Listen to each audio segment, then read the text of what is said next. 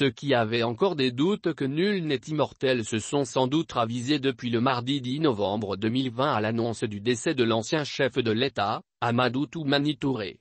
La pire nouvelle du siècle est tombée à l'aube d'Istanbul, en Turquie, où le général a perdu son dernier combat, et le seul, des suites d'une maladie cardiaque. Ahmadou aura passé avec les humains 72 longues années. Mais, que d'années remplies. De preuves et d'épreuves. De hauts et de bas. De réussites et d'échecs. Au moment où sa dépouille s'apprête à regagner son pays natal, cette nuit au réveil, pour des funérailles nationales prévues pour mardi prochain, nous rendons un vibrant hommage aux soldats, à l'humanitaire, aux médiateurs, à l'homme politique, au chef d'État, bref à l'homme aux 72 vies. 26 mars 1991-8 juin 1992, puis 8 juin 2002-8 avril 2012, Ahmadou Toumani Touré aura passé 11 ans en tout à la tête de l'État malien. Un temps au cours duquel le visage du Mali a radicalement changé et la vie du Malien s'est fondamentalement améliorée. Personne ne saurait nier, aussi bien au plan national qu'international, la mue subie par le Mali sous les rats.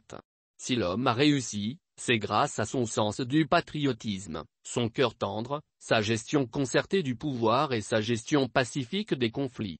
Son credo, la recherche perpétuelle de la paix, par le dialogue, le compromis, les concessions et tout moyen pacifique. La transition démocratique malienne est indissociable de la vie d'Atte, mais l'enfant de Mopti est aussi un vaillant soldat, un humaniste, un médiateur et un politique qui a fait ses preuves dans la gestion des affaires de l'État. De son Mopti natal au palais de Koulouba, en passant par le camp des commandos parachutistes de Djikoroni, la vie du fils prodige du Soudou Baba aura connu moult virages. Ahmadou Toumani Touré est né le 4 novembre 1948 à Mopti où il grandit dans le quartier Wayinakore. Il confie au biographe qu'il garde de la Venise malienne le souvenir de tous ces petits métiers auxquels il s'adonnait, couture, élevage, pêche, au filet et à la ligne, labour, négoce et football. Il fit son cycle fondamental à Mopti, Tombouctou, Bandiagara, avant de poursuivre ses études à l'école normale secondaire de Badalabougou, en Sec, à Bamako, d'où il décroche, en 1969, son diplôme en lettres histoire-géographie qui le destine tout droit à la profession d'enseignant à l'instar de beaucoup de ses camarades de promotion qui sont aujourd'hui des professeurs d'enseignement supérieur. Mais, la même année, sa carrière professionnelle va connaître un virage à 90 degrés vers le métier des armes. En effet, quand un jour, il apprend qu'on recrute pour l'IMIA, École militaire intra-armes, de Katy, il se présente et fut admis. Le nouvel élève officier de l'IMIA de Katy commence sa formation en 1969. Il sort en 1972 avec le grade de sous-lieutenant. Avide de connaissances, il suivra toute une série d'études et de formations durant sa carrière. Notamment à l'École supérieure des troupes aéroportées à Riazan en URSS, 1974-1975, au Centre national d'entraînement commando, CNEC, à Mont-Louis en France, 1978, à l'École supérieure de guerre interarmes, 17e promotion, à Paris en France, 1989-1990, et au cours supérieur intra-armes, 42e promotion, à Paris en France, 1990. De toutes ces étapes, Ahmadou Toumani Touré m'a laissé entendre qu'il garde des souvenirs mémorables de son séjour à Riazan qui fut une étape importante dans sa formation militaire. Car, c'est une des plus grandes écoles de parachutisme au monde, d'où sont sortis le général Lebed et la plupart des généraux soviétiques sont des produits de Riazan. Ati a fait un cours supérieur de commandant de compagnie, de chef de bataillon et de saut en parachute. Au titre des promotions en grade, après celui de sous-lieutenant, Ahmadou Toumani Touré, est successivement promu lieutenant le 1er octobre 1974, capitaine le 1er octobre 1978, chef de bataillon le 1er janvier 1984, lieutenant-colonel le 1er octobre 1988. Général de brigade le 8 juin 1992, et général d'armée le 1er octobre 1996. Il est nommé commandant de la garde présidentielle, du 28 avril 1981 au 30 mars 1984. Le commandement du bataillon des paracommandos lui est confié par deux fois, en janvier 1984, puis le 14 mars 1991. Le 26 mars 1991, At conduit l'opération militaire qui renverse le régime du général Moussa Traoré, parachevant une révolution déclenchée par les associations du mouvement démocratique. Amadou Toumani Touré venait de faire son entrée dans l'histoire du Mali, au-delà, celle du continent. En effet, président du comité de réconciliation nationale CRN 26 mars, et du comité de transition pour le salut du CTSP 29 mars, il conduit la transition malienne jusqu'au 8 juin 1992. Cette transition a été essentiellement marquée par certains actes forts. Tout d'abord, la tenue, du 29 juillet au 12 août 1991, de la conférence nationale, que At lui-même a présidée, une première en Afrique, qui produira les textes fondamentaux comme le projet de constitution, le code électoral, la charte des partis, l'état de la nation.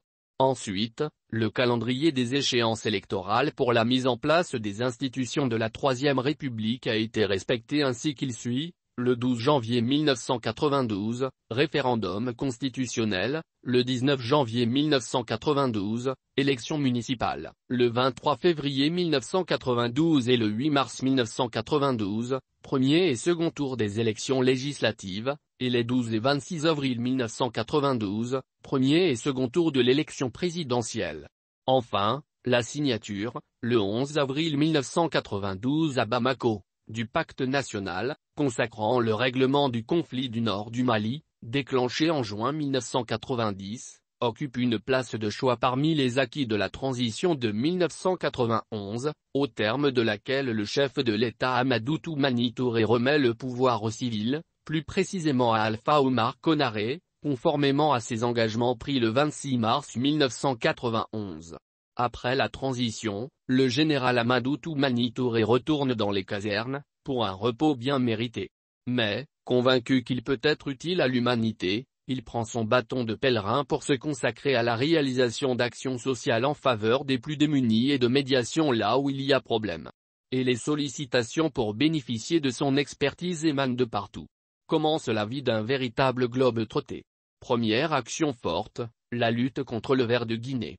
Dès septembre 1992, Amadou Toumani Touré accepte, sur la demande du président Jimmy Carter, le parrainage du programme d'éradication de la dracunculose au Mali, qui devient protocole d'accord relatif à l'éradication du ver de Guinée et à la lutte contre la cécité entre le gouvernement de la République du Mali et Global 2001.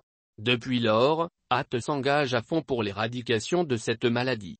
Cet engagement personnel dans la lutte contre le ver de Guinée a été récompensé par le Centre Carter qui lui a décerné un prix. Celui-ci lui a été remis à la faveur de la 8e conférence régionale sur l'éradication du ver de Guinée en avril 2008 à Abuja, Nigeria, en présence de l'ancien président des États-Unis et de son épouse Rosalynn Carter. En août 1993, At crée la Fondation pour l'enfance, pour manifester sa reconnaissance à l'endroit des enfants, des jeunes, qui l'ont constamment soutenu durant sa mission à la tête de l'État au cours de la transition démocratique de 1991. Au-delà, la Fondation se veut un organe dynamique, engagé dans l'amélioration des conditions de vie des femmes, des enfants et des jeunes. Les actions de la Fondation portent sur l'amélioration des conditions de vie des enfants, en intervenant dans leur protection, leur éducation et leur insertion, mais elle se consacre tout aussi largement à la promotion d'actions d'ordre social, économique, et culturel. Le but est d'œuvrer au développement économique et social des populations maliennes, en luttant contre la pauvreté et l'exclusion, surtout au profit des couches sociales en circonstances difficiles, à savoir les mères, les enfants, et les jeunes. Bref, faire reculer la famine, l'analphabétisme, la maladie et favoriser la culture de la démocratie, de la paix et de la solidarité au profit des plus déshérités, telle est l'ambition de la Fondation pour l'enfance, gérée de juillet 2002 à 2019 par la première dame, Madame Touré Lobo Traoré. Après la dracunculose, At s'est attaqué à la poliomyélite. En juillet 1996, l'homme le désigne membre du Comité international pour une Afrique libérée de la poliomyélite. Il est nommé président du comité de pilotage des Journées nationales de vaccination, JNV, contre la poliomyélite en octobre 1997.